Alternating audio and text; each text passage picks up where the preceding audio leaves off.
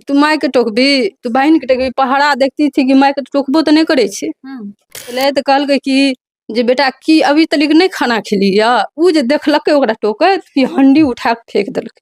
भैया एक ही बेर तो बोला हो बाप, उसके बाद हम कमरे से बाहर निकले। नमस्कार, अभी हम मौजूद है सुपौल जिला के लौकहा पंचायत में और आपको बताना चाहेंगे अभी जिस परिवार में हम मौजूद है, इस परिवार का बेटा आज हमारे बीच नहीं रहा। और आपको ये भी बताना चाहेंगे, आप ये कमरा देख सकते हैं, करीब 11 बजे के आसपास इस रूम से एक जोरदार आवाज आता है उस लड़का के द्वारा। जब उनका भाई आवाज करता है तो उनकी बहन बगल के कमरे से निकल के आती है कि आखिरकार हमारा भाई चिल्लाया क्यों। जब ये गेट नॉक करती है तो इस कमरे में पति पत्नी दोनों थे।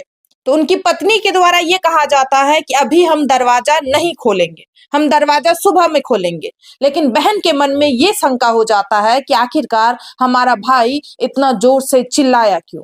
बस उसी वक्त वो बहन रात के करीब 11 बजे के आसपास वो बहन इस दरवाजा के नीचे से झांक करके देखती है तो उनका भाई का पैर यहाँ पे दिखता है, यहाँ पे दिखता है, इस जगह पे दिखता है। और आपको बताना चाहेंगे उस बहन को शंका बस इसी वजह से हुआ था क्योंकि लगातार दोनों पति पत्नी में लड़ाई चल रहा था। मतलब 10 दिन से उनके भाई को खाना नहीं मिला था।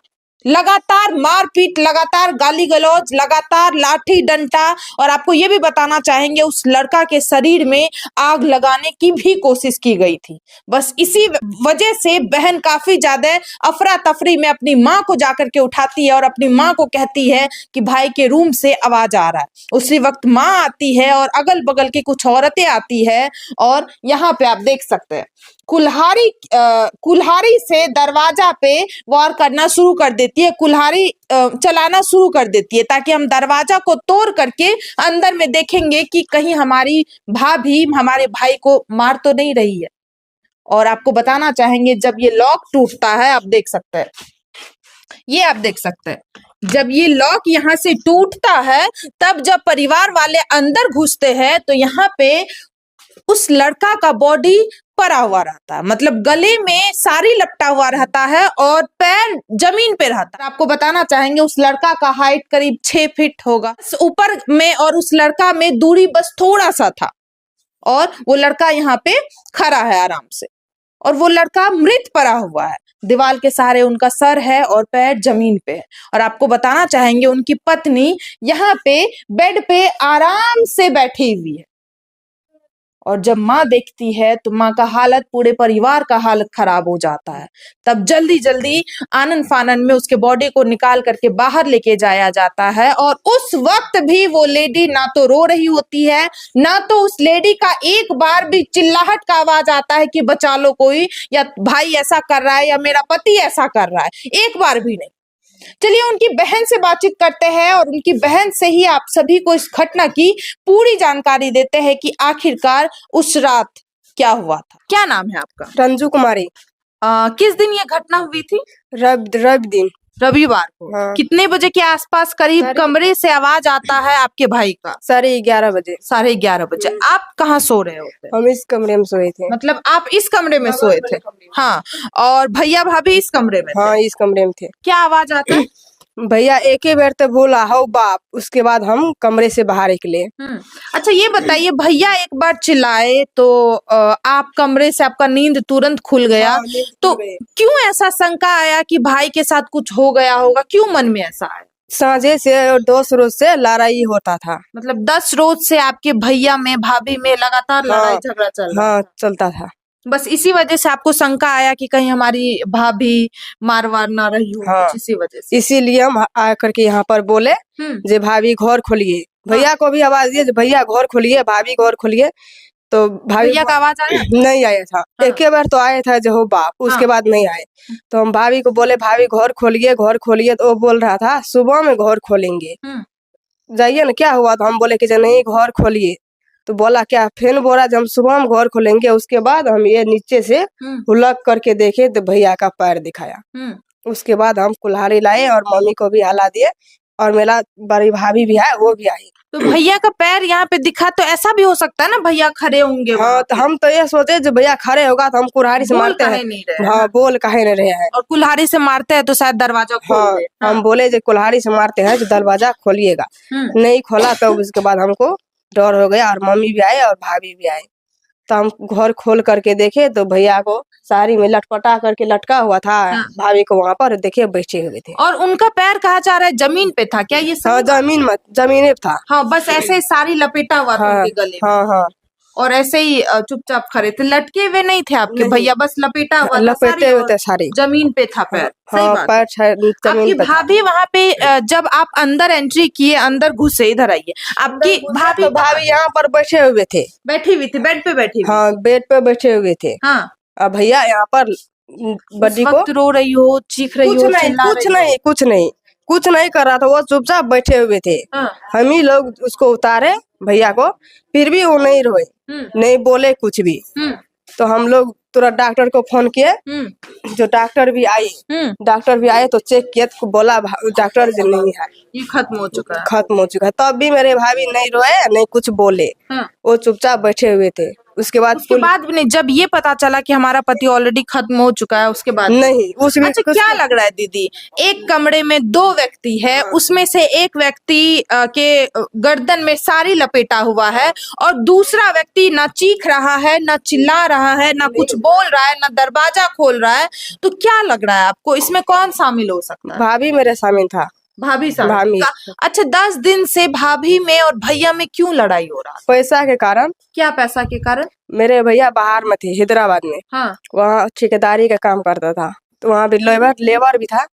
तो जितना भी पैसा होता था भाभी के खाते में मोबाइल में भेजते थे। हाँ। वो जितना भी था वो अपना भाई के यहाँ भेजते थे। मतलब आपके भैया भाभी के अकाउंट में पैसा भेजते थे और भाभी सारा पैसा अपने भाई के अकाउंट में भेजती थी। हाँ, अपना भाई के अकाउंट में भेजते थे। तो वही भैया को बुलाए। 3 बार टिकट बनाए। भाभी बुलाई भैया को? हाँ भाभी बुलाए, 3 बार टिकट बनाए और कैंसिल किया। चौथा बार में लाल आन लिए वहाँ से। फ्लाइट से आई थी? हाँ फ्लाइट से आए थे। यहीं से टिकट बनवे रहे। इधर से टिकट हाँ इधर से बना रहा था। तो और जब भैया आपके यहाँ पे आते हैं तो लगातार सब में मारपीट लड़ाई होता था रोज दिन। कभी नहीं वैसा ही जाते थे, रोज दिन लड़ाई होता था। खाना वाना कुछ नहीं बनता था। खाना कहाँ खा रहे थे 10 दिन से भैया? कुछ नहीं खाते थे। कहीं आपकी मम्मी या आपके साथ? नहीं, हम लोग दिस ताकने भी नहीं देते थे। पत्नी नहीं देखने देते? नहीं, जहाँ भी जाते थे भैया तो उसके साथ जाते थे। बताइए एक माँ कितने लाड़ प्यार से एक बच्चे को पालती है और उस बच्चे का विवाह करती है कि हमारे घर में बहू आएगी तो घर को और भी अच्छा कर देगी। लेकिन आपको बताना चाहेंगे इस घर में भी बहू आती है, वो माँ स्वागत भी करती है उस बहू का, लेकिन मतलब धीरे धीरे 2 महीना 4 महीना बाद उस बहू का असली रंग सामने आने लगता है। परिवार को अलग करके रख देती है, माँ को और बहन को अलग कर देती है और खुद अपने पति के साथ अलग रह जाती है। मतलब इस घर में 2 चूल्हा था, जिसपे एक बूढ़ी माँ खाना बनाती थी और जिसपे एक बहू खाना बनाती थी। आप समझ रहे हैं कि इस परिवार का क्या हाल था। और आपको बताना चाहेंगे लगातार इनके भाई को परेशान भी किया जा रहा था। इसका भाई पैसा कमाता था, वो सारा पैसा वो औरत अपने मायके भेज देती थी और जब इनके भाई के द्वारा मांगा जाता था कि भाई पैसा दो तुम, हम लेबर को देंगे, क्योंकि इनका भाई ठेकेदार का काम करता था, उसके बाद हो हल्ला मारपीट लड़ाई झगड़ा सब कुछ शुरुआत हो जाता था। की कहल चाहे छियै एकरा अंगना में बार बार लड़ाई होइत रहे, समाज आबैत रहे, सुलझा के जाइत रहे, कहैत रहे ठीक छै आब झगड़ा नहीं करबै। और दोबारा जे छै 1-2 रोज के बाद फिर झगड़ा चालू भए जाइत रहे। बार बार सब समझाबैत रहे, केकरो सबके समझ में ना आबैत रहे जे समाज की होइ छै। तो एक रोज की करलकै, 3-4 रोज खाना नहीं बनेलकै। तो एक रोज की करलकै, एकर भैया जे छै हमर देवर, उ कहलकै हटिया गेलै, ओतऽ से साग लाबलकै खरीद के, कहलकै परसा वाली अहाँ साग बनाबू आ भात बनाबू चटनी बनाबू, हमरा बड़ा मन करे छै खाय के। उ की करलकै नहीं बनेलकै तो अपने से चढ़ेलकै, उ हंडी धो के अपने से चढ़ेलकै। उ की करलकै, हमर जेना चाची छै उ सास, उ एलै तऽ कहलकै कि जे बेटा की अभी तलिक नहीं खाना खेली या। उ जे देखलकै ओकरा टोकैत कि हंडी उठा के फेंक देलकै। वो मतलब कोई दूसरी औरत टोक भी नहीं सकती थी नहीं, उसको, नहीं। और जैसे ही बात करते जी। हुए वो देख ली। हाँ, अपने माँ से बात करे देखलक वो हंडी उठा के फेंक दिलके, भात आधा भेल रहे, आधा नहीं भेल रहे। वो ऐसे ही करती हाँ, थी? ऐसी ही करती थी। पति को मारती थी? हाँ, हाथ उठाती थी उस पे। पति के ऊपर? हाँ, वो सुने डंटा वंटा जो है पूरा तोड़ देती थी मार मार कर। हाँ मारती थी वो। हाँ। हाँ मारती थी, कपड़ा गाली भी देती थी, तू माय के टोकबी, तू बहन के टोकबी। पहरा देखती थी कि माय के टोकबो तो नहीं करे छे। इससे औरत थी। कपड़ा वपड़ा एकदम फाड़ फूट देती थी। हाँ। और हम सुने काफी बार धमकी दिया जा रहा था कि तुमको खत्म कर देंगे, आंख निकाल लेंगे, हाँ। ऐसा कर देंगे। हाँ हाँ, सही बात है, बार बार उसको धमकी देती थी। और सास के ऊपर भी। हाँ, सास को तो देखना भी नहीं चाहती थी। उससे बेटा से अलग रखती थी।